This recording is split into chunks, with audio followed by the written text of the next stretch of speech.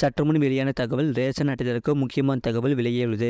அது என்னன்னு சொல்ல பார்க்க போகிறோம். நீங்கள் நம்ம சேனலும் சப்ஸ்கிரைப் பண்ணாமல் இருந்தீங்கன்னா மறக்காமல் லைக் பண்ணிக்கோங்க, சப்ஸ்கிரைப் பண்ணிக்கோங்க. வாங்க வீடியோக்குள்ள போகலாம். கலைஞர் மகளிர் உரிமை தொகை திட்டத்திற்கு விண்ணப்பிக்க அவசியமாக இ-சேவை மையங்களில் எண்ணிக்கை அதிகரிக்கப்படுவதாக அமைச்சர் தெரிவித்துள்ளார். பெண்களுக்கு மாதந்தோறும் 1000 ரூபாய் வழங்கும் கலைஞர் மகளிர் உரிமை தொகை திட்டத்திற்கு விண்ணப்பிக்க மேல்முறையீடு செய்ய மக்கள் ஆர்வம் காட்டி வருகின்றனர். விண்ணப்பங்கள் நிராகரிக்கப்பட்டதால் 30 நாட்களுக்குள் இ-சேவை மையம் வழியாக மேல்முறையீடு செய்ய வேண்டும். தற்போது 1,48,000 விண்ணப்பங்கள் ஏற்கப்பட்டுள்ளதாக சிறப்பு திட்ட செயலாக்கத்துறை அமைச்சர் உதயநிதி ஸ்டாலின் தெரிவித்திருந்தார். கலைஞர் மகளிர் உரிமை தொகை திட்டத்தில் விண்ணப்பிப்பவர்கள் மேல்முறையீடு செய்பவர்கள் அரசு இ-சேவை மையங்களை நாடி அதன் மூலமாக இந்த பணிகளை மேற்கொள்கின்றனர். இ-சேவை மையங்களுக்கு செல்பவர்கள் 2 முக்கிய பிரச்சனைகளை எதிர்கொள்கிறார்கள்.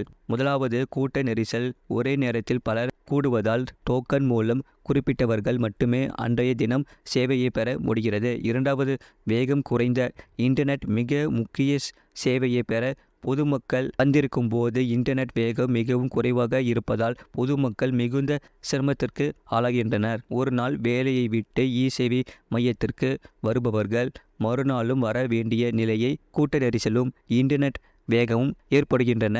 இதை மாற்றியமைக்கும் விதமாக தமிழக சட்டமன்றத்தில் தகவல் தொழில்நுட்பத்துறை அமைச்சர் PTR பழனிவேல் தியாகராஜன் முக்கிய அறிவிப்புகளை வெளியிட்டுள்ளார்.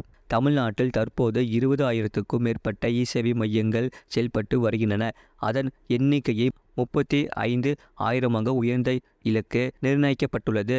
நகர்ப்புறங்களில் 1 கிலோமீட்டர் தொலைவுக்கு ஒரு இ-சேவை மையமும், கிராமங்களில் 3 கிலோமீட்டர் பரப்பளவுக்குள் ஒரு இ-சேவை மையமும் அமைக்க திட்டமிடப்பட்டுள்ளதாக அறிவிப்பு வெளியிட்டார். மகளிர் உரிமை தொகை விண்ணப்பம் மேல்முறையீடு, ஆதார் விண்ணப்பம் புதுப்பித்தல் என பல்வேறு பணிகள் மேற்கொள்ளப்படுவதால் இ-சேவை மையங்களில் இன்டர்நெட் வேகத்தை அதிகரிக்க அரசு நடவடிக்கை எடுக்குமா என்ற தமிழக சட்டப்பேரவை துறை தலைவர் தொழில்நுட்ப அமைச்சரிடம் சட்டசபையில் கேள்வி எழுப்பினார். அதற்கு பதிலளித்த அமைச்சர் PTR பழனிவேல் தியாகராஜன் டான்ஃபிட்நெட் மூலமாக அனைத்து அரசு இ-சேவை மையங்களுக்கும் ஃபைபர் கனெக்ஷன் வழங்க நடவடிக்கை எடுக்கப்பட்டுள்ளது என்று தெரிவித்துள்ளார். எனவே இனி வரும் காலங்களில் அரசு இ-சேவை மையங்களில் கூட்ட நெரிசல், இன்டர்நெட் வேக பிரச்சினை இருக்காது என எதிர்பார்க்கலாம். இதுபோன்ற செய்திகளை உடனுக்குடன் அறிந்து கொள்ள மறக்காம சேனலை சப்ஸ்கிரைப் செய்யுங்கள், மற்றவர்களுக்கு தெரியப்படுத்த ஷேர் செய்யுங்கள்.